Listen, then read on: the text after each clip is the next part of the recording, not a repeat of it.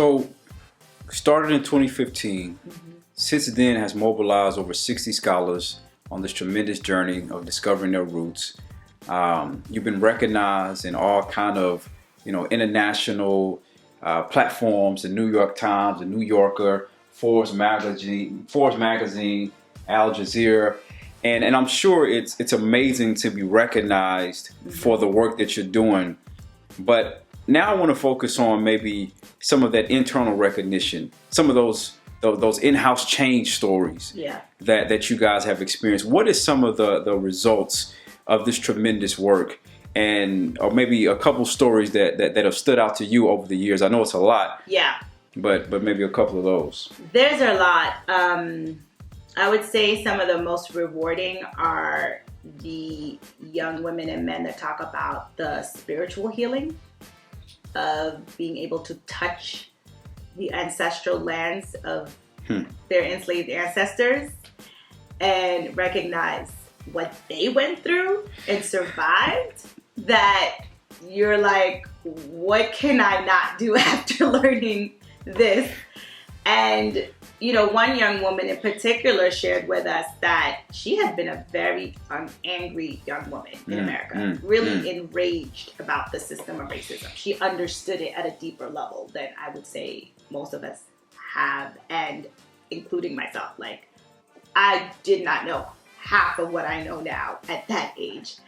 And so for her, it actually healed her to the level where she now has the inner peace, and instead channels the anger to believe in what she can do now, right? That idea that, oh, wow, I can do anything if this is the people I come from.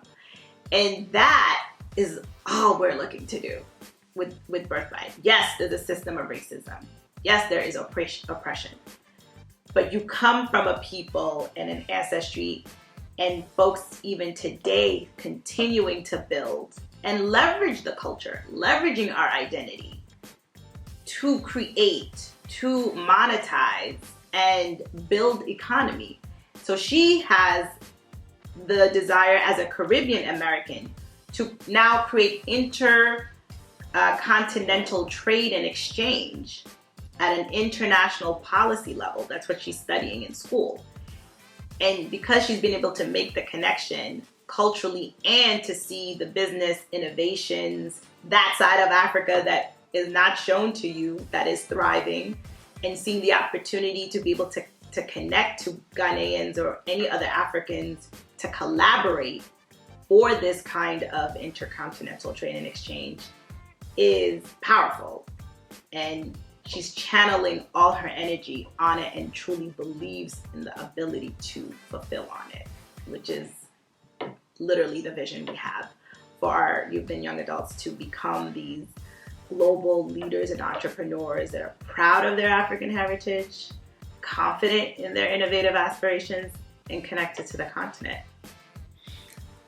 Sometimes I talk to people, and I jokingly say this, but there's truth in it. Like, so in the Black Panther, right, when T'Challa is being, buried, when after he has the fight with M'Baku and all other kind of stuff, and he's like basically like getting his powers back, right? He's buried beneath the sands, and the ancestors are doing kind of like this whatever around him, and then even the symbolism in like drinking from the herb. I think that Wakanda juice is what I call it.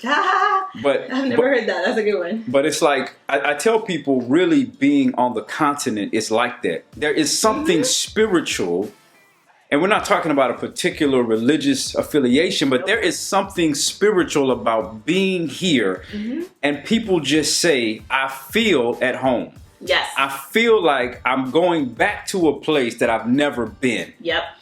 And for most people that come, especially folks of African descent, particularly Black folks in America, they have that sense of like it's an indescribable like connection. Yeah, no, every single one of our scholars, and I'm talking about like the moment they touch down, like at the airport or soon thereafter, especially within the first day, if they're going to a market or we're going to our first cultural site, they're like, I feel like at home. There's just, it's here. And then a lot of especially those of Caribbean ancestry, like literally like this is like Barbados or Jamaica.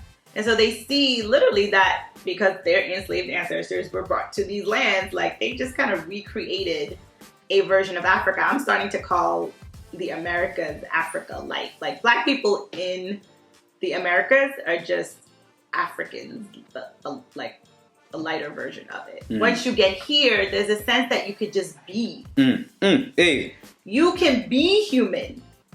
Your Blackness is not a thing. We've had a scholar tell us, like, I came to realize, like, all this time I've been walking around with just like, I'm Black and I gotta overcome. I'm Black and because of this, da da da da.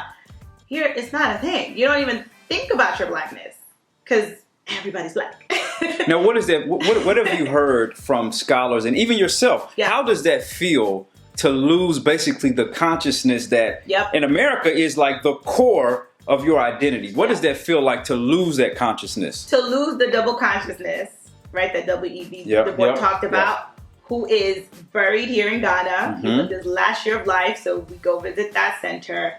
It feels like you can just be your human self. Be your human self to then be the spirit that you really are, having the human experience.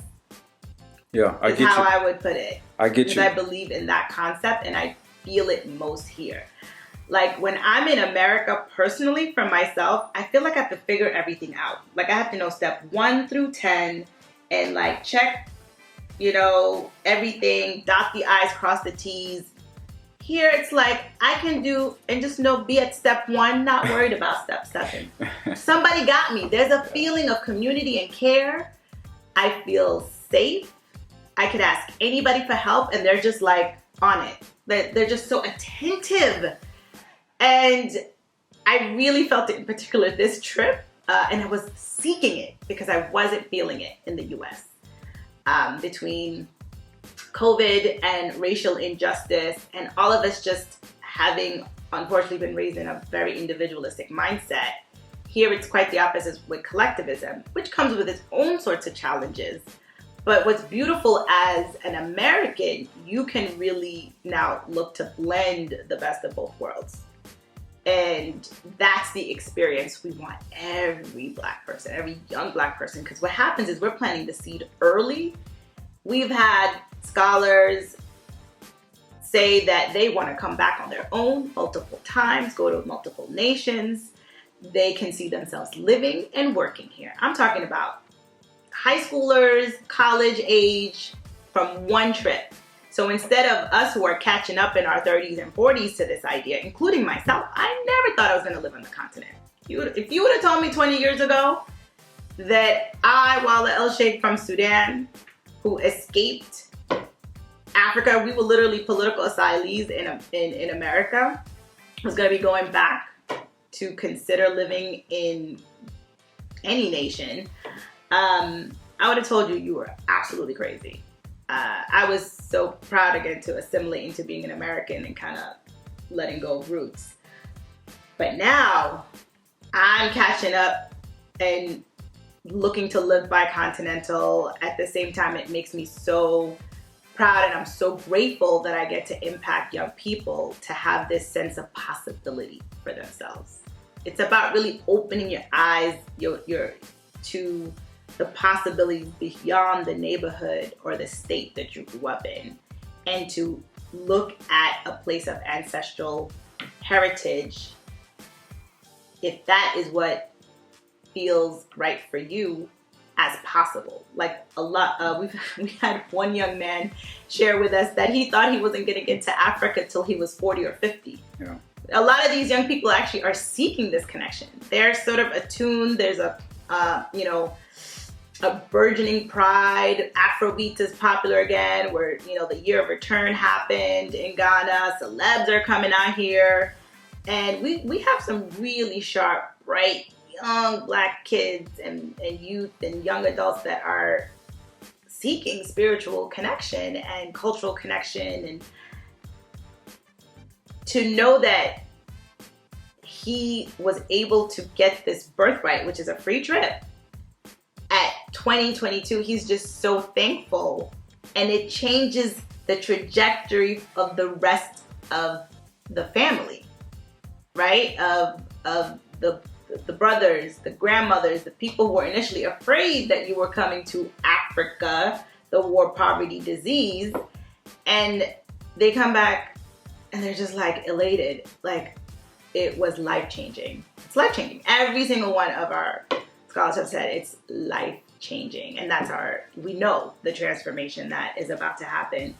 We want to support them more with the processing of what that means, because now you're coming back to America to a system of racism. And there's a lot of conversation we're starting to have about, just getting more mental health support, connecting the alumni with each other when they return. But it's really powerful and so timely that we need a sense of hope and a sense of the options and what the other choices are. And we imagine most of us are actually going to go back to the US, especially initially. So while we're there, you can leverage this renewed pride and confidence and sparked creativity to say, I can still find opportunity, access it, leverage my network, which now includes this Birthright Africa tribe of leaders and entrepreneurs who have the career and life stories similar to mine, to fulfill on your future aspirations. So someone's watching this, they've been hearing what you're saying, and they're feeling maybe some of those same microaggressions, or maybe they're beyond microaggressions. They just angry and upset. Oh my God. And we are beyond microaggressions. And those police brutality videos, we've all been brutalized.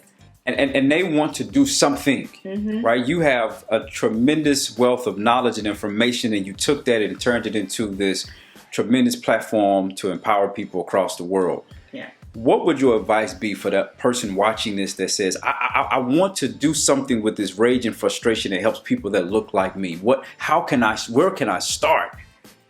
What can I do? First, self-care. So one of the things I've had to really come to understand, and I'm glad millennial generation and below. Generation X, we're not as hip, I think, to self-care, but we're getting there.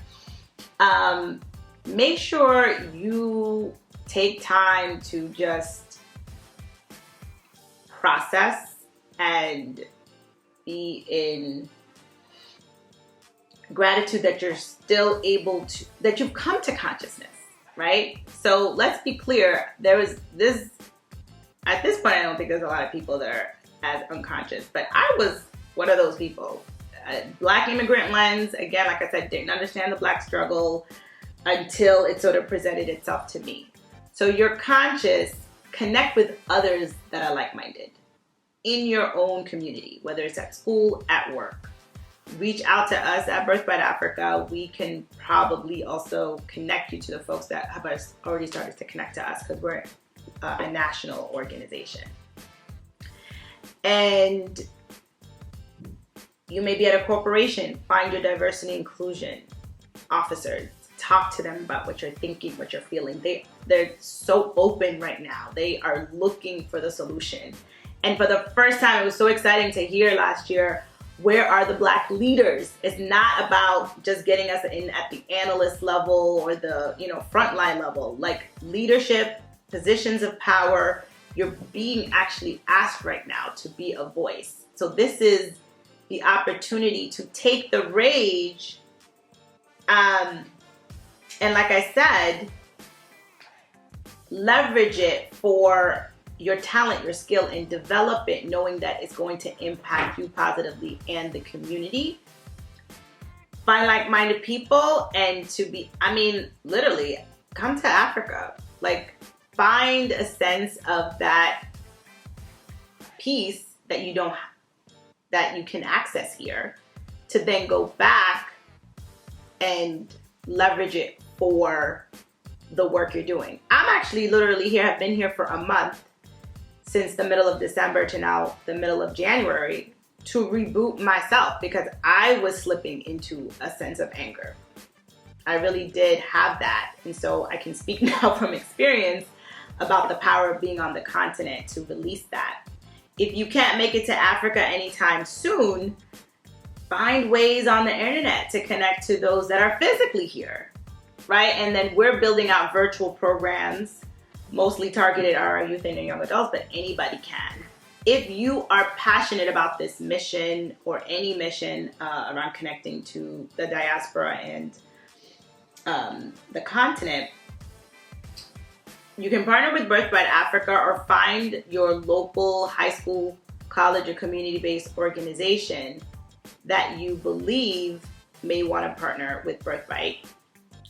And you can be on the path to releasing the rage by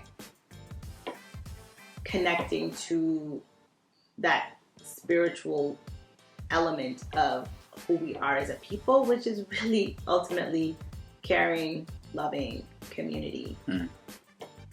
Is there any other info, anything else that you want to share with individuals that may never heard of Birthright, seeing it for the first time, or anything else at all that you want to share? I want to share that if you are someone who already actually gets this at a deep level, you've actually been to the continent, please find those who haven't yet. Let them know what they're missing. Actually, a lot of us are seeking it now because we're starting to recognize this system. We can't wait for it to catch up to seeing our greatness. And so if you are someone who understands that there is this other way of being and living in a nation in Africa, go talk to folks before you decide yourself to leave, because I do believe there's going to be a lot of folks coming, this Black exodus that we're talking about. And I don't think an exodus in terms of like going and leaving America forever, but definitely having a connection or a bicontinental life where you're traveling back and forth or just sharing, trading, building business, investing in on the continent. So if you're someone in the know, please bring others along with you. And I think that's when it's powerful, it's collective. We imagine Birthright programs all over the country, and we built it in mind to get that leader, not educator, in the community that wants to bring this opportunity to young people. Because when we are all working on that together, we've changed the trajectory. We're going to transform the African diaspora for generations to come. And if you're someone of high influence or high net worth in particular, you're exactly who we're looking at Birthright Africa to have support the mission and vision, because we can then really look to scale and sustain this transformational change beyond our lifetimes into when we become part of the ancestral spiritual realm.